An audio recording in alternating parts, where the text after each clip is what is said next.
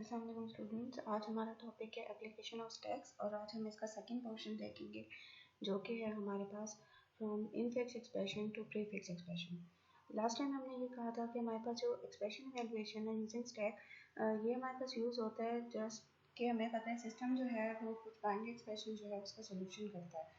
सो हमारे पास जो नॉर्मल एक्सप्रेशन गिवन होती है वो बाइनरी एक्सप्रेशन नहीं होती, उसमें मल्टीपल ऑपरेंड्स और मल्टीपल ऑपरेंड्स ऑपरेटेड होते हैं। तो इंस्टेड के सिस्टम उनको सॉल्व करे तो हम लोग ये काम करते हैं कि हम उनको उनकी बाइनरी एक्सप्रेशंस की फॉर्म में सॉल्व कर लेते हैं या फिर रीअरेंज कर लेते हैं with the help of stack, जो कि कंप्यूटर वन बाय वन उनको सॉल्व करता है और हमें जो है हमारी उस एक्सप्रेशन का जो है आंसर रिटर्न करता है। तो उसकी पोस्टफिक्स इवैल्यूएशन हम ऑलरेडी देख चुके हैं और आज हम इसके बारे में बात कर लेते हैं कि अगर हम प्रीफिक्स एक्सप्रेशन में कन्वर्ट करके देखें तो फिर हमारे पास एक्सप्रेशन किस तरह से फाइंड होगा और आंसर किस तरह से कैलकुलेट होगा। तो अगर मेरे पास एक इनफिक्स एक्सप्रेशन गिवन है जो कि यहाँ पे आपके पास ऑलरेडी डिफाइंड है कि इनफिक्स एक्सप्रेशन हमें पता है कि ऑपरेंड ऑपरेटर एंड ऑपरेंड की कॉम्बिनेशन है। सो आपके पास ये है कुछ ऑपरेंड, ठीक है, जो हमारे पास यहाँ पे गिवन है जो कि इनफिक्स की फॉर्मेशन है। देन आपके पास कोई एक ऑपरेटर होगा एंड देन आपके पास अगेन कोई एक ऑपरेंड होगा। सो अगर हम इसका प्रीफिक्स लिखने जाएं तो इसका प्रीफिक्स हमारे पास सॉल्व होगा ऑपरेटर ऑपरेंड एंड ऑपरेंड की फॉर्मेशन में, ठीक है।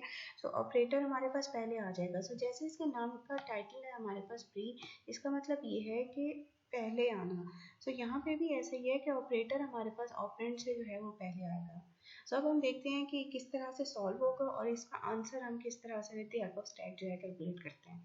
सो प्रेसिडेंस के बारे में पहले भी हम बात कर चुके हैं, अब हम दोबारा भी इन्हीं रूल्स को यूज़ करेंगे कि प्रेसिडेंस हमें पता है कि उनके रूल्स कुछ ये हैं कि फ्रॉम हाईएस्ट टू लोएस्ट ही हमारे पास इनकी प्रेसिडेंस डिफाइन होगी। अगेन पावर और पैरेंथेसिस की प्रेसिडेंस हमेशा हाई होती है। देन मल्टीप्लिकेशन डिवीजन और मॉडुलस की पैरेंथेसिस जो है प्रेसिडेंस जो है वो हमारे पास सेकंड नंबर पे आती है। प्लस और माइनस की प्रेसिडेंस हमारे पास सबसे लोएस्ट है। ख्याल हमने ये रखना होगा, जैसे हमने पहले भी देखा था कि अगर हमारे पास हायर प्रेसिडेंस ऑपरेटर स्टैक में मौजूद है तो उसके ऊपर हम कभी भी पुश लोएस्ट प्रेसिडेंस ऑपरेटर जो है वो नहीं करवाएंगे। सो हमें ये काम करना होगा कि स्टैक में से हाईएस्ट प्रेसिडेंस ऑपरेटर को पॉप आउट करवाना होगा एंड देन हम उसमें से लोएस्ट प्रेसिडेंस ऑपरेटर दोबारा से पुश करवा सकते हैं। वाइस वर्सा केस में कि अगर स्टैक में ऑलरेडी लोएस्ट प्रेसिडेंस ऑपरेटर जो है वो मौजूद है, जो कि स्टैक के टॉप पे मौजूद है, और अब आप नेक्स्ट टाइम जो है स्टैक में पुश कराना चाह रहे हो हाईएस्ट प्रेसिडेंस ऑपरेटर, सो लोएस्ट प्रेसिडेंस के ऊपर हाईएस्ट प्रेसिडेंट ऑपरेटर हम पुश करवा सकते हैं और उसके लिए फिर क्या होगा कि हाईएस्ट प्रेसिडेंस ऑपरेटर जो है वो टॉप ऑफ स्टैक जो है वो पुश हो जाएगा। सो एक प्रेसिडेंस रूल्स हमारे पास सेम ही है। ये कुछ एल्गोरिथम है, ठीक है, जो हम यूज़ करते हैं converting from infix to prefix. ये क्या है वो एक एग्जांपल पे हम समझ लेते हैं कि किस तरह से होगा। तो ये मैंने कोई एग्जांपल रखी है और इस एग्जांपल में हमने क्या करना है कि हमने इसका आंसर जो है पहले इसका एक्सप्रेशन हम एवेलुएट करके देख लेते हैं जो कि from infix to prefix expression होगा। देन जो है हम इसका आंसर कैलकुलेट करेंगे कि किस तरह से हमारे पास इसका आंसर कैलकुलेट होगा। इनिशियली हमें पता है कि स्टैक की इनिशियल जो पोजीशन है वो हमारे पास कुछ यही होगी कि टॉप जो है वो -1 पोजीशन पे ही होगा, स्टैक एम्प्टी होगा और ये कुछ एक्सप्रेशन है जिसको हमने जो है जिसका प्रीफिक्स हमने फाइंड करना है, प्रीफिक्स एक्सप्रेशन फाइंड करना है। सबसे पहले जो है हम जब इसे रीड करेंगे हम इसे रीड कर रहे हैं फ्रॉम राइट टू लेफ्ट, ठीक है। सो पहली रीडिंग के दौरान जो वैल्यू हमारे पास रीड हुई है दैट इज 3। सो 3 एक ऑपरेंड है, इस ऑपरेंड को सिंपली हमने जो है आउटपुट स्टैक में प्लेस कर दिया, ठीक है। तो जैसे हम पहले करते थे कि ऑपरेंड हम जो है वो ऑपरेंड स्टैक में प्लेस करते थे और जितने भी ऑपरेटर होते थे वो हम स्टैक में जो है ऑपरेटर स्टैक में जो है वो कुछ करवा देते थे। सो सिंपली हमने राइट टू लेफ्ट रीड किया और पहली जो वैल्यू थी 3 वो हमने ऑपरेंड स्टैक में जो है वो प्लेस करवा दी। नेक्स्ट वैल्यू रीड हुई और बेसिकली जो कॉल हुई दैट इज हमारे पास रीड हुआ था माइनस। सो ये फंक्शन कॉल हुआ फॉर पुश ऑफ माइनस के लिए, ठीक है, पुश ऑफ माइनस के लिए। सो इनिशियली हमें पता है कि स्टैक हमारे पास एम्प्टी है, ठीक है। सो हमने ये काम किया कि हमने सबसे पहले जो है टॉप को अपने इनिशियल पोजीशन पे लाए, 0th इंडेक्स पे लाए और उस माइनस को हमने स्टैक के टॉप पे पुश करवा दिया।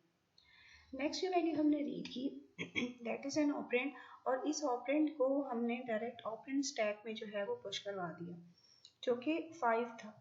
अच्छा, अगेन ये बात ध्यान रखना बहुत ज़रूरी है कि जिस ऑर्डर में हम इसे रीड करें हम उसे उसी ऑर्डर में ही पुश करवा रहे हैं स्टैक में। नेक्स्ट जो वैल्यू रीड हुई दैट इज प्लस, ठीक है।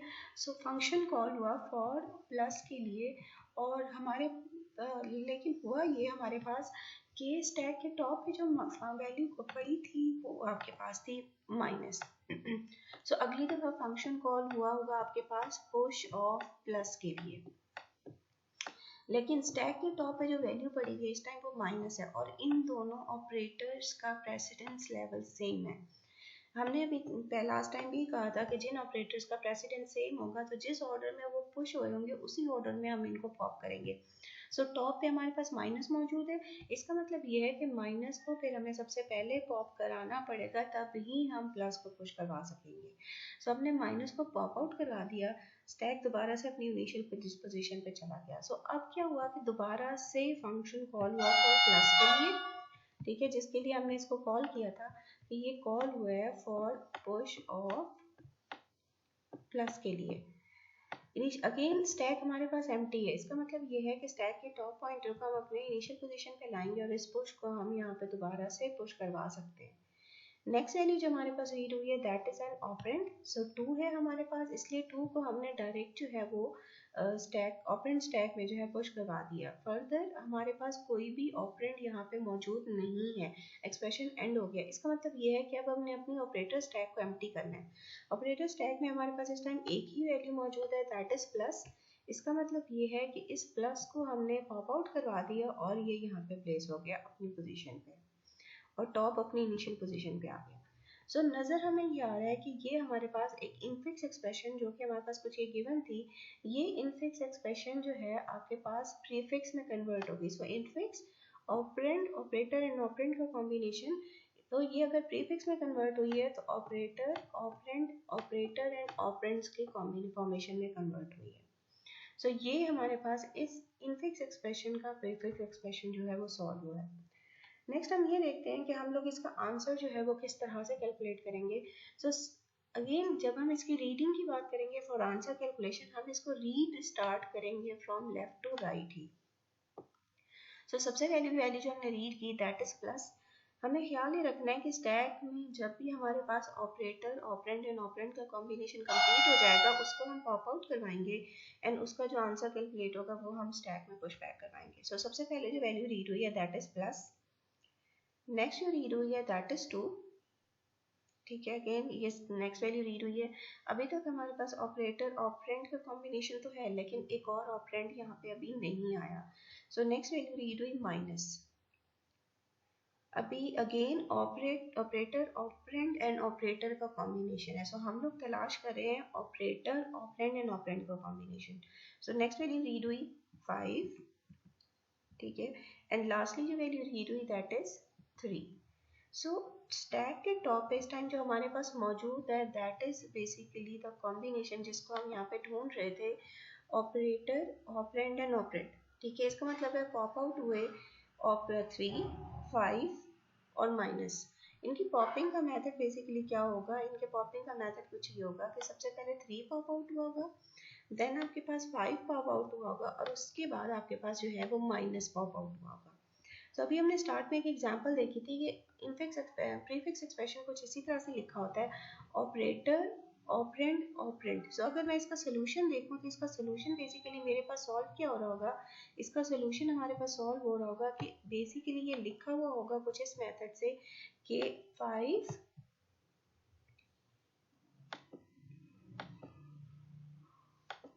अगर हम इसको सॉल्व करें तो ये लिखा होगा 5 -3, ये हमारी रीडिंग के लिए, अदरवाइज सोल्यूशन ऐसे ही होगा। सो इसका सोल्यूशन जो है वो कुछ इस तरह से इस फॉर्मेशन के लिए बेसिकली कॉल हुआ होगा। सो इसका जो भी आंसर है 2 वो स्टैक में हमने दोबारा से पुश बैक करवा दिया, ठीक है। जो टॉप ऑफ स्टैक पे इस टाइम करंट मौजूद है वो हमारे पास उस एक्सप्रेशन का आंसर है जो अभी हमने पॉप आउट करवाया था, -5 3, और इसका जो आंसर है दैट इज 2। वो हमने 2 जो है वो दोबारा स्टैक के टॉप पे पुश करवा दिया। अगेन इस टाइम जो स्टैक पे में मौजूद है वो वही कॉम्बिनेशन है जो हम देख रहे थे, ऑपरेटर ऑपरेंड एंड ऑपरेंड। इसका मतलब है इसको हम पॉप आउट करवाएंगे और ये पॉपिंग इसकी कैसी हुई होगी वो हम दोबारा से देख लेते हैं एक दफ़ा कि सबसे पहले जो है वो 2 पॉप आउट हुआ होगा, देन दोबारा से 2 पॉप आउट हुआ होगा और फिर जो है 4 पॉप आउट हुआ होगा। इनका जो भी आंसर है वो आंसर दोबारा से स्टैक में पुश बैक हुआ होगा। इसका मतलब ये है कि करंट स्टैक के टॉप पे जो भी मौजूद है वो हमारे पास जो है वो बेसिकली जो है वो इस एक्सप्रेशन का आंसर है और उस आंसर को हम पॉप आउट करवाएंगे। So final answer will be this 4 जो कि इस एक्सप्रेशन का आंसर होगा। Thank you.